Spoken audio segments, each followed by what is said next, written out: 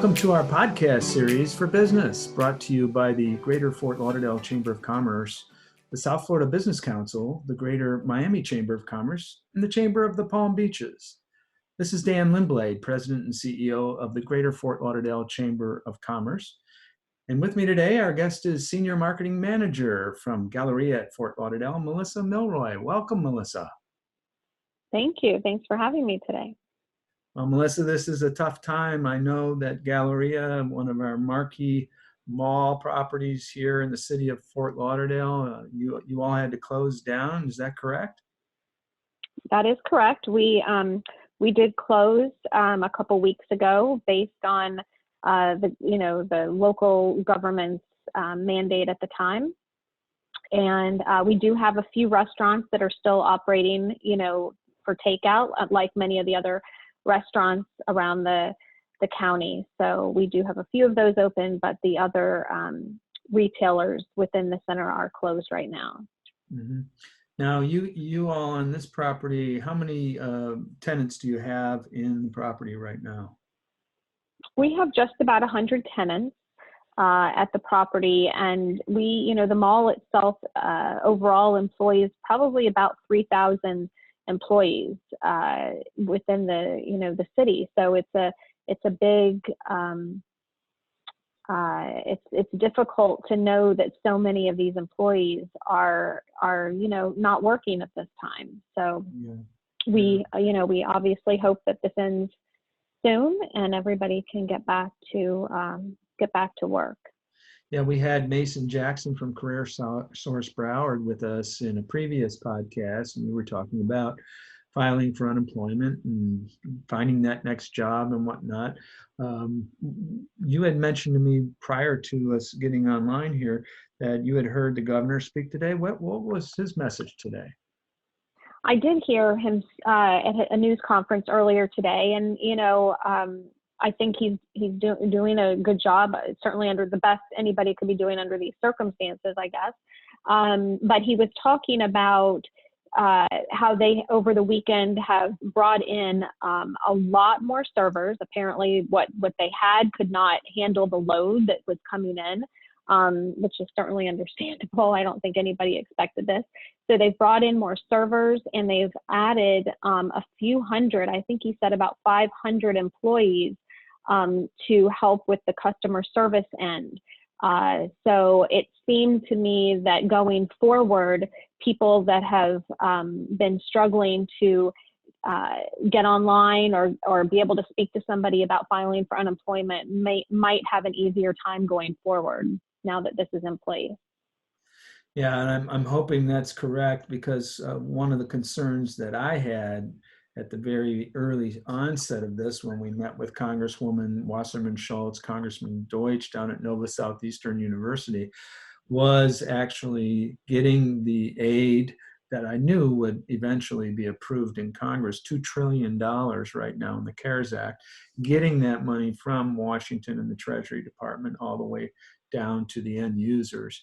And so we had a huge rollout on Friday of loans. Most of our banks and financial services institutions were absolutely flooded, over 1,000 at one bank that I talked to in just that one day, 1,000 loan apps. So we see a lot of activity. Wow.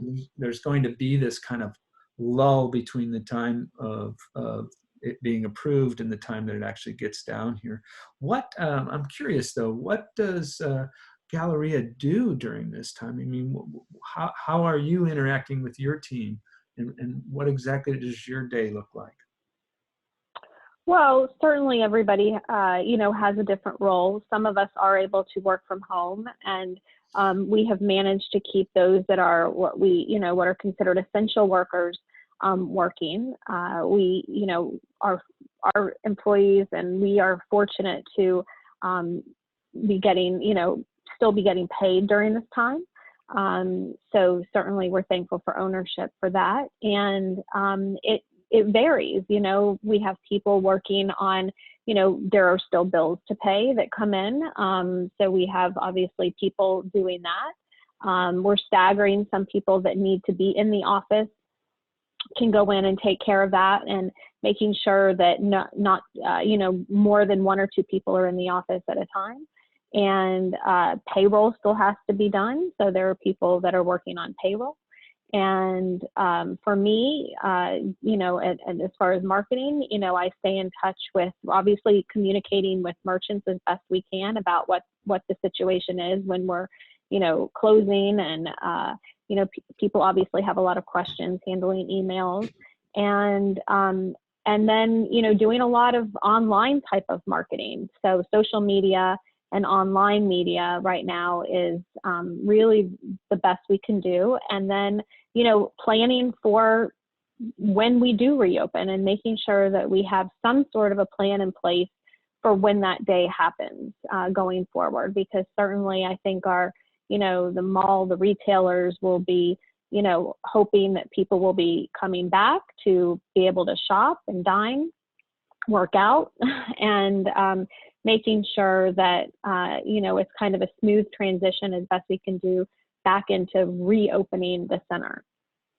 Yeah, I've been on a lot of hospitality calls with tourism industry leaders, and most of them are fairly optimistic as to when the all clear signal is given that people are going to be really excited about getting out of their houses and I getting think so back to too. life as they used to have it. I mean, shopping at the Galleria will definitely be one of those. Tell me about your restaurateurs that are now serving carry out and delivery. How's that working for them? I think, you know, listen, they're not making the numbers that were originally planned. Obviously, nobody is. But certainly, I think that the fact that they're able to do takeout, some of them have become creative in the ways that they can do takeout, selling just meat as opposed to a whole, you know, you can buy the meal or you can buy it and cook it yourself. So I think that they're doing okay. I have heard from one of our restaurants that Florida for them overall is doing well for takeout. So, you know, that's encouraging. So, you know, listen, we're happy to see that they're able to keep some people employed and that they are able to bring in some revenue, although, you know, I'm sure they're running all of them at, you know, some sort of a deficit, but it's keeping people employed. And hopefully when people are, you know, doing the takeout, I know I'm still tipping, you know, 20% and more, knowing that people at this point, you know, they need to feed their families too. So. Yeah. Which of the restaurants are participating in this, Melissa? So right now, the restaurants that are open at our property are the Capitol Grill, Seasons 52, PF Chang's, and Cooper's Hawk was opening for, if you're a member of their wine club, that to be able to at least get your wine brought down to you. So not for Nice. food, but wine only. Yeah, yeah, understood. So some of the things that obviously are the difficult issues for many of the malls, many of the retail establishments of any size is obviously these lease payments that tenants have to make. What arrangements are you making, if anything, on those? So at this point, you know, we haven't made any arrangements with any retailers as far as rent relief. You know, they all have leases. If there is rent relief, rent abatement, rent deferrals, you know, I think that that's being discussed on so many of our retailers or our national retailers, that's being discussed at a higher level, a national level. And some on, you know, locally on a case by case basis. You know, certainly we're in a mall structure as opposed to a strip center. So, you know, we can save some money for retailers when they close, did they turn out their lights and things like that, that we're not having to run the chillers, for example, you know, nonstop or, you know, during typical mall hours right now. So, there is money that can be saved on our end for CAM type of expenses. But certainly that's something that I think that we'll be looking at down the road. I don't think anything's been determined right now what will happen as far as, maybe putting some rent on the back end of a lease. It really depends. It's going to, Yeah. I think, depend on who the landlord. There's a lot of different landlords out there with a lot of national tenants, and I think that it's going to be looked at on a overall basis, and what I other agree. people are doing, what other landlords are doing. So it's hard to say right now what's going to come of it. Yeah, and sometimes what happens is the reaction on these, while this is one horrific situation we find ourselves in, government can sometimes overreact. And I'm hoping that this stimulus package, phase 3, is going to be sufficient to get us through what would be the zenith of these infections and deaths, and get us on the downslope so that we can slowly bring the workforce back. But that remains to be Yeah. seen. It really does. And me, I'm fairly optimistic. I think you're pretty optimistic too, having worked with you for all these years. Yeah. Yeah. Yes. Yeah. What And you're about? right. I mean, I was going to say, hopefully a lot of our smaller retailers, the local mom and pop type of shops that are, that so many of us have in our centers, that they have looked into the loans that could actually become grants eventually, depending on how they use the money, I guess. But we've posted all of that on our website for our retailers to see, and at least so they have all of that information in one spot, because I think for a lot of them it can just be confusing as to where you find the information, where the links to go to, things like that. So we're really trying to help out in that respect and posting it all on our website. That's a good point. Melissa, the Greater Fort Lauderdale Chamber has created a compendium of information at www.ftlchamber.com/COVID-19. That's /COVID-19. We actually have a resource guide there that we update as new information comes through, either from Treasury or from Congress or from some of our local loan officers. And we would encourage our listeners to seek out that information. And I would like to ask you a question that relates to online shopping. I mean, immediately I figure everybody's got to be online shopping because they don't want to go out. What's your sense on that? Do you see that as an upswing? Or?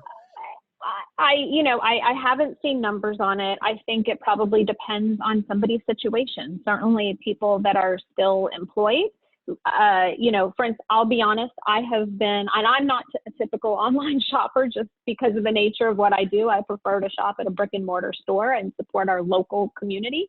But yes, I have shopped online. I will be the first to admit it. With stores closed, I think that when you need things, you go online. So I would think that there has been an uptick in online, some online shopping. I know that some of our retailers have reached out to gain access to their spaces to be able to go in and fulfill some online orders. I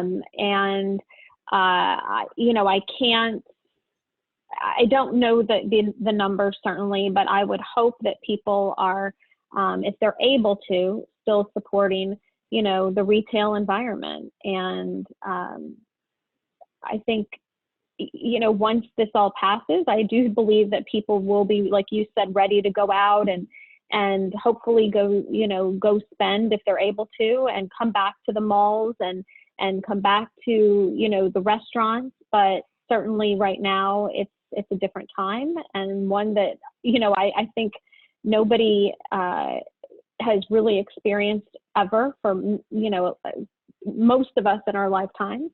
And but I think that we all, want to, I've seen the community come together, on social media. I'm really encouraged about how everybody's really just trying to help one another and, do what they can do. And I think that that's going to have to continue once, everything reopens, and try, if we're able to really support the businesses in our own community to get those back up and running.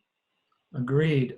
Now, we've already seen the first 2 waves of closures in restaurants really shutting down first, some Hmm. hotels. Then when the orders were put in place for safer at home, we saw a lot of businesses shutter. And like the chamber, for example, all the staff is working remotely for right now. Um, how do you see when we do restart the economy? Do you think we're going to lose any of the retailer malls? What's your prognostication on retail when we restart? Mm. Such a good question. I wish I had a crystal ball. And of course, I'd love to say, no, that everybody will, reopen as it was before. But certainly, I think reality is that, we may not see some places reopen. I think it's going to just depend on what their financial situation was going into this. And certainly, from our perspective, we're going to do everything we can to try, at least on our property, to try and, keep the people that we have and do what we can. But I think we all have to realize that there is a reality to this, and not everybody's going to be able to weather the storm. So, I think there's just so much that remains to be seen in this environment that we just don't know down the road what the long-term effects are going to be. Like you, I do tend to be a pretty positive person, but I know there is a reality to it all. And, I can't wait to get back out there and, back to work and seeing colleagues and friends and being able to go to events. So many nonprofits have been affected. But I know that down the road that could be the possibility that some just won't be able to reopen. And I've seen the articles in the paper already of some, closures of some local restaurants and stores that are literally not going to be reopening. So, as of now, I haven't heard of that for any of our particular retailers. But I'm sure that, there are things that we just don't know at this point. Well, I know for small business owners, being an entrepreneur is exciting, exhilarating, but it's also very challenging. And I know that we are going to lose some of our small businesses out there. Always difficult. Now, Melissa, you're going to be chair of the chamber in, let's see, 2022, right? 2022. Yeah. Yeah, Yeah. 2022. So, folks, she will be chair of one of the largest chambers in South Florida, 12th largest economy in the United States. If we were a state, we'd be the 12th largest state based on our GDP. What message do you have, Melissa, to our listeners out there that perhaps that would be something that they could hear from you that would give them hope in this really difficult time that we're in? Well, I don't know that anybody really wants to hear, I feel like it's hard to give people advice or anything at this point, but I do hope that people can stay strong and really just help each other out. And, there's so many small businesses that make up this community, that make up the chamber, small and large businesses. We have so many regional issues. And I love that, when I turn on the news, I see Miami-Dade working alongside Broward County. And I love the fact that with the chamber, we have so many of those issues that I know going forward, we're going to be talking about and working on, and through our Council of Economic Advisors and our small business committees. And I love that, they're still holding these Zoom meetings to try and work through so many of the issues that are going on right now and get the message out to people. So, I certainly feel for those that are not working right now. We want to get them employed again. I think the chamber can really be a resource for so many going forward. So just, I guess my message is, have faith, stay strong, and we will come out of this. We're a strong community, we're a strong nation, and, we just can't let this beat us. Amen to that. You're listening to Podcast for Business. Our guest today has been Melissa Milroy, Senior Marketing Manager with the Galleria at Fort Lauderdale and Chair-elect Designate for the Greater Fort Lauderdale Chamber of Commerce. Thank you for being with us, Melissa. Thanks, Dan, so much for having me today. This has been brought to you by the Greater Fort Lauderdale Chamber of Commerce, the South Florida Business Council, the Greater Miami Chamber of Commerce, and the Chamber of the Palm Beaches. This is Dan Lindblade. Look forward to hearing from you and from others at our next podcast.